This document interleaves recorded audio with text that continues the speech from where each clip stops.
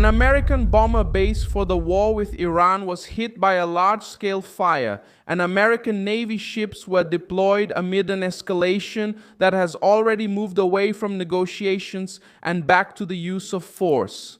The incident happened in Hafizot in the United Kingdom, a base used by American bombers, precisely at the moment when Washington is tightening the blockade against ships linked to Iran and Donald Trump cancels the trip of his representatives to Pakistan. This Monday, April 27, 2026, the situation is clear. The crisis has entered a more tense phase, with fire behind the lines, ships at sea, and full pressure on Tehran. I'll tell you all about this in a moment, but right now you'll want to be subscribed to the channel to stay well informed. Real-time information with the best journalistic quality you've ever seen. Milson Alves, the benchmark for credibility. The fire hit a structure inside the base during the early morning hours. There is no public confirmation of deaths or destroyed aircraft. Even so, the incident raised concerns because RAF Fairford is not an ordinary base. It serves as a strategic point for American bombers on long-range missions, including operations related to the Middle East. When a facility like this catches fire in the middle of a crisis with Iran, the question arises, was it an accident, an internal failure, or something deeper? So far, the authorities are handling the case with caution, but the context carries weight. The base had been mentioned as one of the sites supporting the American military presence in the war against Iran. And the fire happens right after a series of moves putting pressure on Tehran, including attacks, naval blockade, interception of ships, sanctions, and demands regarding enriched uranium. There is no public proof of sabotage, but you also can't ignore the coincidence of timing, location, and target. The main point is that America's rear lines were in flames at the same moment the maritime front went into action. The United States Navy intercepted vessels linked to Iranian energy transport and began forcing ships to return to Iran. According to U.S. Central Command, a vessel from the so-called Shadow Fleet used to transport oil and gas products was boarded in the Arabian Sea by a Navy helicopter launched from a guided missile destroyer. The order was direct: return to Iran under military escort. Another ship, an Iranian-flagged oil tanker, also appeared under escort by an American destroyer in the Indian Ocean. The message is simple: anyone who tries to break the blockade can be stopped. The material circulating mentions 7 vessels redirected since the beginning of the operation.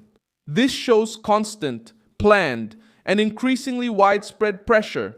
The United States is trying to close off Iran's economic access by sea. Trump decided to raise the stakes. He canceled the trip of American representatives who were going to Islamabad in Pakistan to negotiate with the Iranians. The justification was that too much time was being wasted on travel and there were few concrete results. According to the statement attributed to Trump, his representatives would not spend 16 or 17 hours traveling just to receive a document considered weak. The message was tough: if Iran wants to talk, they should call.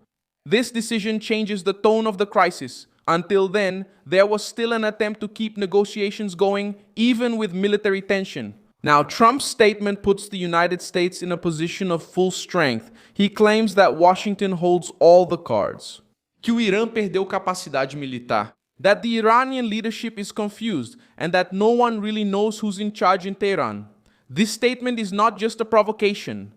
It indicates that the United States sees the Iranian regime as weakened from within. The assessment going around is that the Islamic Revolutionary Guard has taken real control of the situation inside Iran, while political leaders are trying to negotiate but don't have enough power to make deals.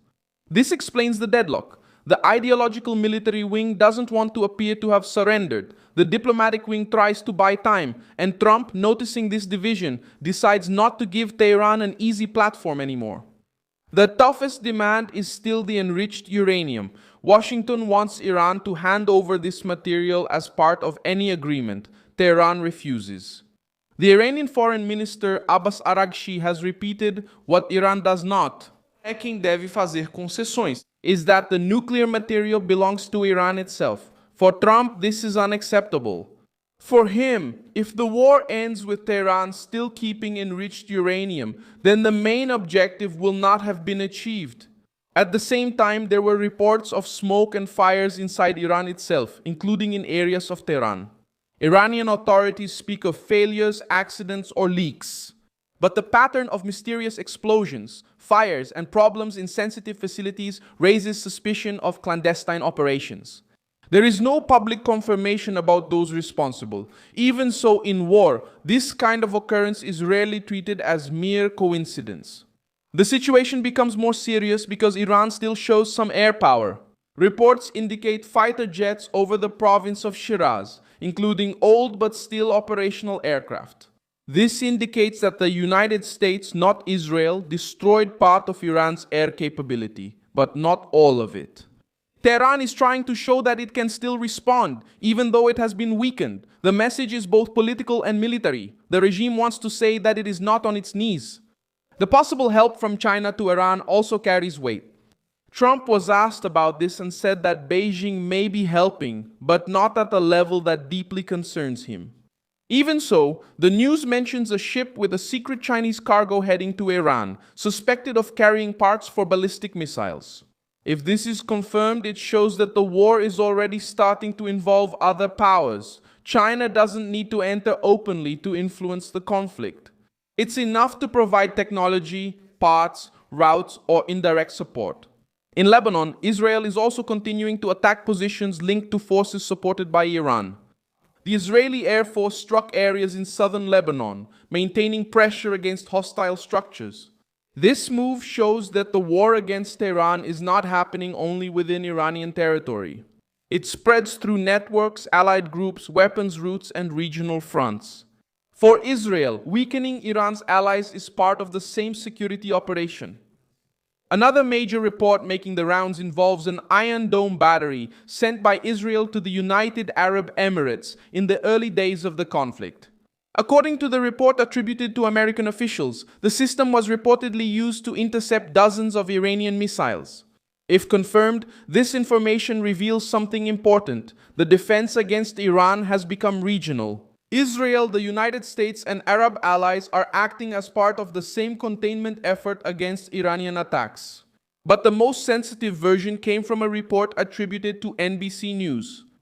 It claims that Iran may have caused more damage to American military bases in the Middle East than was publicly disclosed. The report mentions repeated attacks against American facilities and equipment in Gulf nations. One of the most striking points would be an Iranian F-5 fighter jet flying at low altitude, passing through air defenses and hitting an American position in Kuwait. This information does not change American superiority, but it shows that Tehran still managed to inflict damage. In the end, a strategic base used by American bombers was hit by a large-scale fire, while United States Navy ships tightened the blockade against vessels linked to Iran.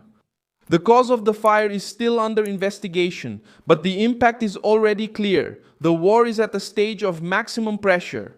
And Trump has already decided to show that Tehran is no longer controlling the pace of the game. Like this video, subscribe, and check the comments at the end to engage more with the ALVS community.